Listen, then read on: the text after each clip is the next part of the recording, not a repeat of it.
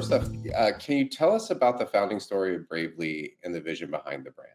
Yeah, so Bravely started around the idea of democratizing coaching for everybody. Previously and traditionally, coaching was really targeted towards senior members of companies and senior leaders. So think C-suite, VPs, maybe director level.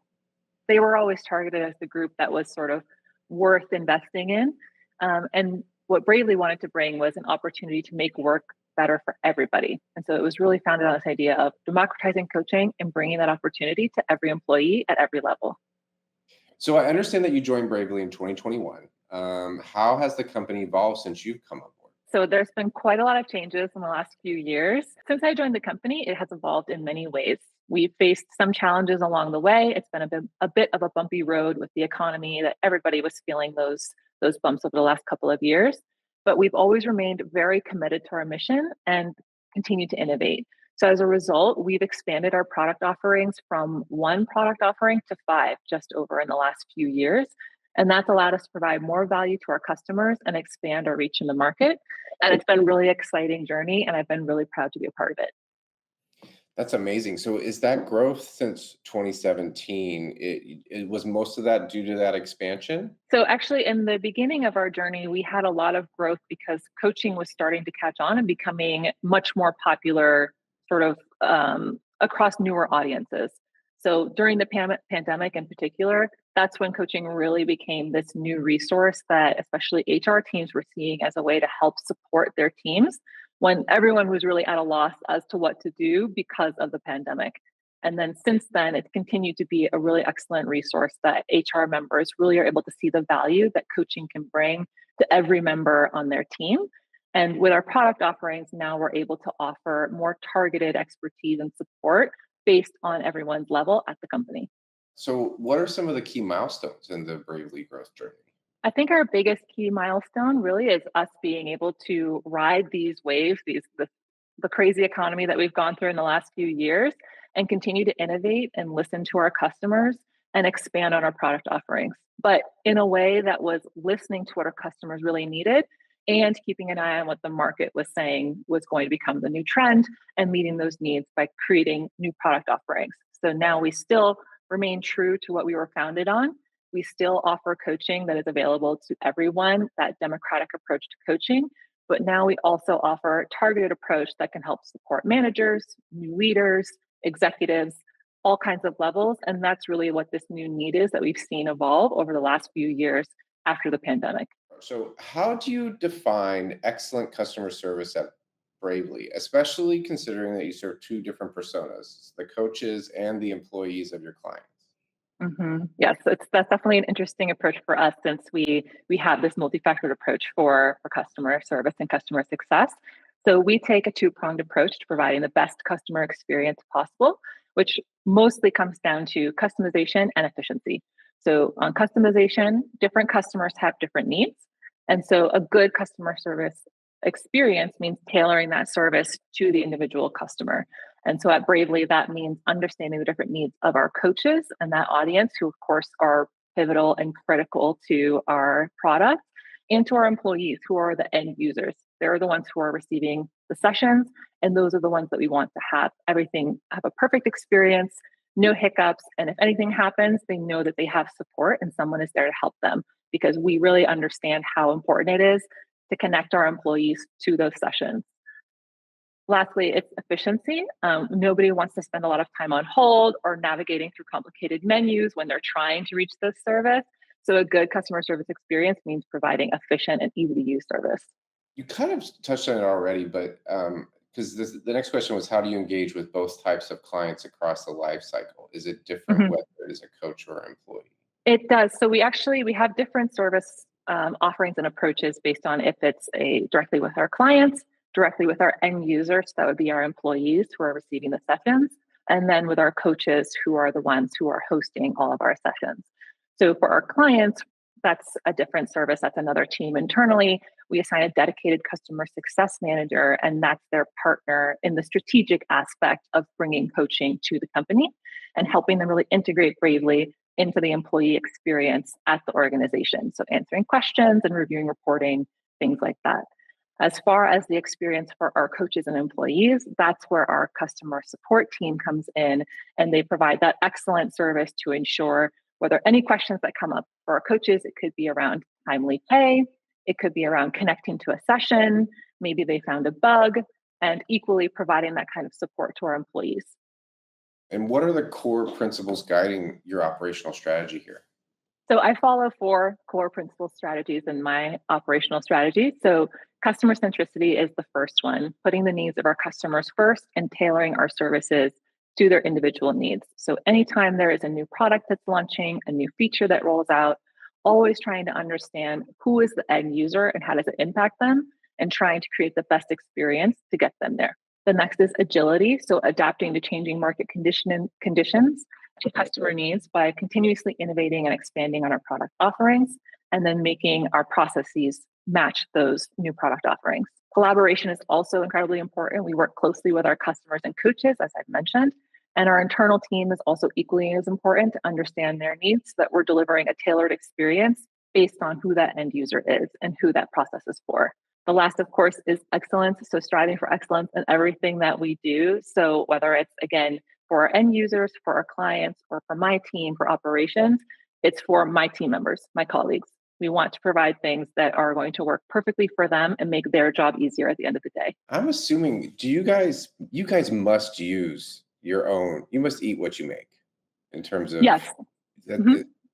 So how often do the teams within your group, within your company, use the coaching that you guys actually offer? I think it varies a bit. I know we have some folks who use it very much in the moment, and that's also one of the core principles that Bravely was founded on, was providing coaching in the moment. So some stressful moment is happening that you want to talk through, and then others like myself, I've sort of forced myself to create a cadence, a regular cadence to meet with my coach, so that I really have that accountability partner to help me meet my goals. Because I was admittedly a little off and on with my coaching when I started, but it's an excellent resource. And especially when I was promoted to director of operations, I really leaned into using my coach to help me so that I could advance more in my role and really embody a director of operations. So what role does customer feedback play in the development of new products and or improvement to your CX at Bravely? It's extremely important. So customer feedback is extremely important for us, and it's a core foundation of our product development and continuous improvement efforts at Bravely. I can tell you now that our support team manages multiple spreadsheets that captures all kinds of feedback from our employees, end users, and from our coaches. And so we believe that the best way to understand the needs of our customers and end users is to really listen to that feedback and incorporate it into our decision making processes. So we're regularly soliciting that feedback, whether it's through surveys that are reaching the client, and that's happening via the customer success manager, or via surveys that are happening specifically around the sessions that have happened, or reaching out to our coaches. So we're taking all of that in, we're sorting through it, and we're making it analyzable data. And we provide that to our product team so that then we can create new features and roll those out so that we're constantly improving our product to meet those needs. Can you share a success story where customer feedback significantly influenced a change or improvement in your products or CX? Definitely. So the one that stands out the most to me is when we launched video coaching sessions. So when I started, Bravely was founded on only providing phone call sessions. So you would not ever actually see your coach. It was only a phone session. And this was based on a foundation that's from coaching itself. But we heard that our clients and our end users were both asking for video sessions, and the market was headed in that direction. So that was our clear signal that this was something that we needed to roll out as well. And we were able to successfully roll that out. I use it myself now with my coach, now that I've been working with her for a long time.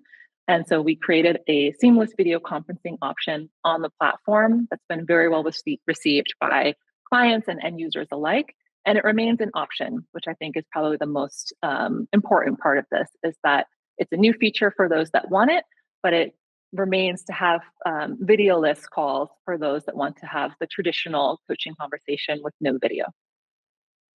All right, so now we'll move on to the selfish questions about outsourcing. So role of outsourcing and CX. So how does outsourcing fit into your overall CX and operational strategy? So outsourcing is an integral part of our CX and operational strategy, we recognize that in order to provide the highest quality of service to our customers, we had to focus on our core competencies and be able to delegate other tasks to those who were experts in that field. So in this case, being able to provide excellent service to our end users and to our coaches meant that we needed to find a really trusted partner who would understand what our mission was and be able to fit that goal for us. So what that turned into was being able to partner with SupportNinja and have you be able to step in and fulfill this role to provide amazing customer service to our global audience. That's the other aspect of this that made it so important, is that we do have employees and coaches all around the world, and we want to be able to provide them quick, super friendly, very helpful support in the moment. And that's what we get by partnering with Support Ninja. So this one's kind of near and dear to my heart because it's something I talk to folks about all the time is, what aspects of your customer experience operations have you chosen to outsource and why did you choose those? Given that our audience is global, so we have coaches all around the world, we also have employees all around the world, whereas Bravely HQ is based out of the US. So in order to provide excellent service, timely turnaround, let's say that someone is on a session and they're having trouble logging in, but this is somebody that's based in Europe. They're not able to contact someone at HQ if this call is happening outside of our working hours. So we had to be able to find a trusted partner who could provide 24/7 support, who we knew would be able to meet the expectations, that level of excellence and white glove service that we provide our clients during our working hours when we weren't online. And so that's what we were able to find with Support Ninja. And our team provides excellent service. And we always get rave reviews from everybody who interacts with them, whether it's our HQ team, whether it's our coaches or our employees. It's pretty much 5 stars across the board. How do you measure the value of your outsourcing programs? So, of course, one is cost savings. That's incredibly important, especially just given Bravely's size. We are still a small, lean company, and cost is, of course, a consideration there. So that would certainly be one of them. Customer satisfaction and quality, extremely important. So being able to monitor our customer satisfaction scores and use them as a benchmark for success and maintaining a high score is extremely important for us. Productivity is also important. So we have seasons of when sessions increase and when sessions decrease, right? During the summer months, folks take a lot of vacation, so sessions may go down. We still want to have excellent customer service and quick turnaround, even if it's slow season. And then equally, when we're at a high season, typically that's the end of the year in Q4, a lot of people turn to coaching to help them through review season. So we see a big uptick in tickets and support needed. So equally in those times, we also need a team that can have really quick turnaround, provide excellent service, even if it's under pressure with a whole line of tickets waiting for them. And then, as I mentioned, quality, having excellent quality, being able to monitor that quality, and then compare that to the service that we provide is what's really important for us. And we have always had excellent quality when partnering with Support Ninja.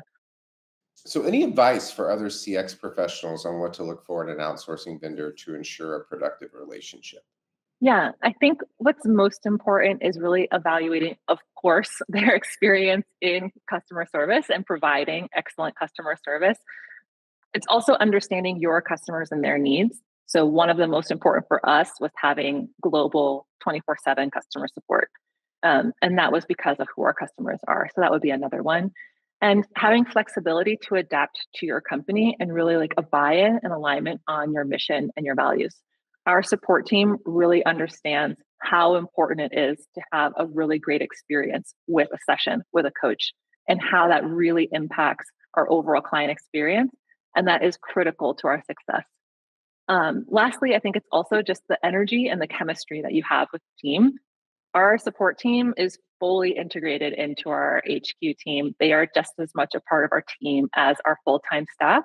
And that has been incredibly important. And really, that's what comes down to, I think, our biggest success is having that really good chemistry. Well, I'm partial to our ninjas, and I love how you guys have them. And I love the integration stuff. That part is so important to me. It's important for being support ninjas. Like I love it when I always say like the best CSAT score we can get from a client is if a client asks me to send a birthday cake to one of the ninjas. Oh, I love Because that. it shows that they're integrated, right? It shows that Yes, they care, and that they're yes, part of the team. yes, absolutely. We're on to the next one here. So challenges. What are some of the biggest challenges you faced in maintaining high standards of customer experience while scaling rapidly? So I think, like a lot of companies, it's maintaining quality and consistency while implementing new systems and processes. Of course, what's going to work when you're at one level isn't going to work when you're at the next level. And with our team, that means having to create new articles or new templates and emails for them to use based on the changes that are happening internally. So if we have a new product change or a new feature, that means we're training our team internally, but that also means that we have to train our customer success team so that they're aware of how those features work, how it's going to impact the end user, and what to do if they receive a question on those things.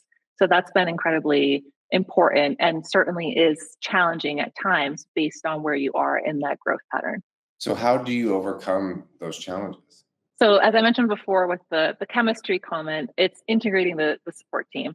So ensuring that one, we're answering all of their questions and giving them space to ask us the questions. So my process, for example, to ensure that our team really understands any new process that we're asking them to do is sending them the new process and giving them an opportunity to ask questions. And one of the things that I love about the team is they ask a lot of questions, but it's excellent because they're able to see what the end user might ask them and catch problems that might come up before they actually happen in the moment. So that's one way that we're able to overcome it. So they're fully integrated and we're able to have those conversations back and forth, just like they're on my operations team directly. And I can comment directly on our team lead, on our CX team lead, Mao. He is a master of organization and process. He is amazing to work with. And so he knows those questions to ask.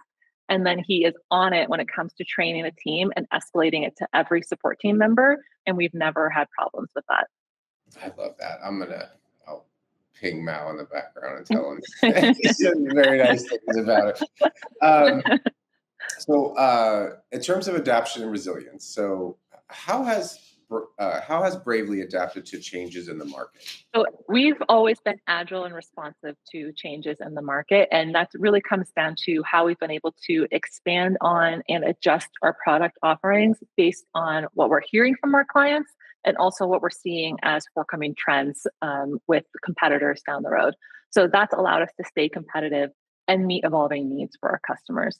So you can really see this reflected in our new suite of products that are providing our customers with solutions for every level of employee, very targeted solutions. And so now we're able to meet multiple needs of an organization based on the employee level. What strategies have you employed to maintain customer loyalty during challenging times, such as inflation, cost of living increases, all those kinds of things? We always try to meet our customers where they are as best as we can. So if it comes down to offering different bundles and strategies to approach ways to extend their contracts to meet their needs, that's really what it comes down to. Is we really believe in creating that partnership and a human connection. We're not focused on creating a business to business connection. It's really on that CSM, their customer success manager, meeting with the POC of our client and trying to really understand what are the issues that they're facing, and then us coming back and saying, okay, how can we try to meet their needs so that we can continue to provide this amazing service that this client clearly is enjoying and benefiting from. All right, so personal stuff. Here's the insights. So can you share a bit about your career journey and experience in the customer experience field? So I've worked in operations for about 10 years, and customer experience is central to the role. Even though it might not seem like it, since ops is usually the behind the scenes role. We're the ones that are making things work. Sometimes maybe it's the thankless role, but it's a critical role to make sure that everything is working perfectly behind the scenes. But ultimately, successful ops comes down to building and implementing systems that are easy to use, easy to implement, and allow other teams to get their work done efficiently. So having a customer centric mindset has helped me excel over the years in operational roles because I understand that ultimately my colleagues are also my clients just as much as our paying clients are. So what drew you to work at Bravely and how has your role evolved over time? So the choice to work at Bravely was easy for me. The number one draw is that Bravely is and was the culture and the product itself. So we strive to make work better for everyone. And that includes creating an internal environment where everyone can speak up, where collaboration is encouraged, regardless of your title, and a true team environment really exists here. And over the past few years at Bravely, my role has absolutely significantly changed. I began in a more tactical role, working on creating documentation, implementing new operational systems, or improving upon existing ones to reflect changes in our growth. And now my role focuses more on strategic angle. So strategic initiatives across the company, leading those initiatives, and then utilizing my operational skills to find the best approach based on what we're working on next. So what does a typical day look like for you in your role as director of operations?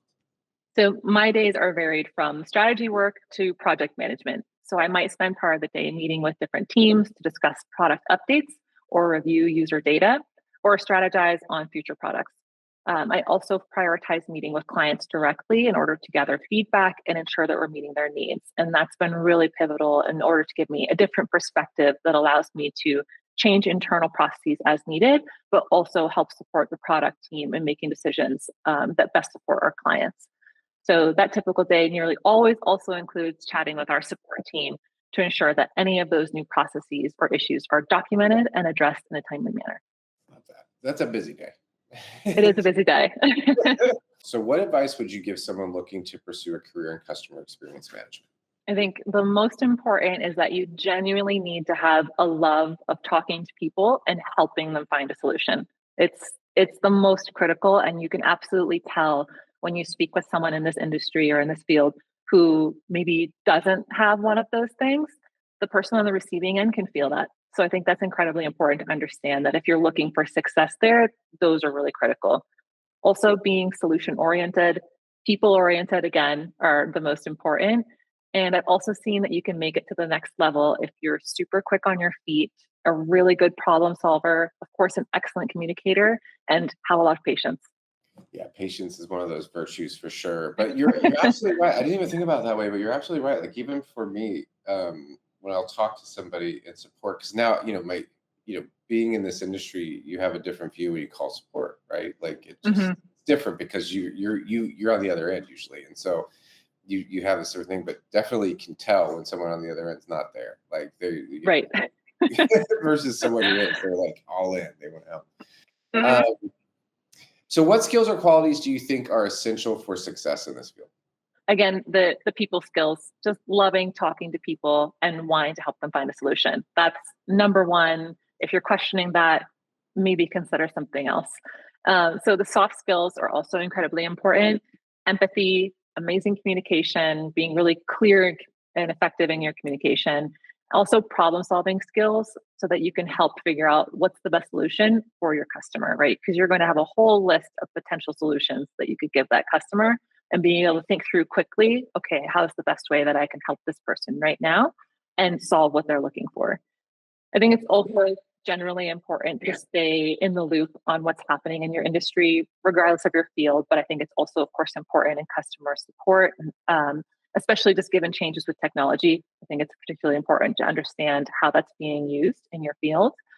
Also, more general advice, seeking out mentors and talking to folks that are in your field, or if you're considering entering the field, making sure to talk to someone and see if it's really like what you think it's going to be before you get into it. Being adaptable would also be, I think, incredibly important for this. So again, I mentioned that having patience, being people oriented is super important, but also being adaptable because you don't know what today is going to bring in terms of questions from your clients or your customers. And so being able to adapt to maybe, 1 week, one season might look one way, and then the next one is very, very different.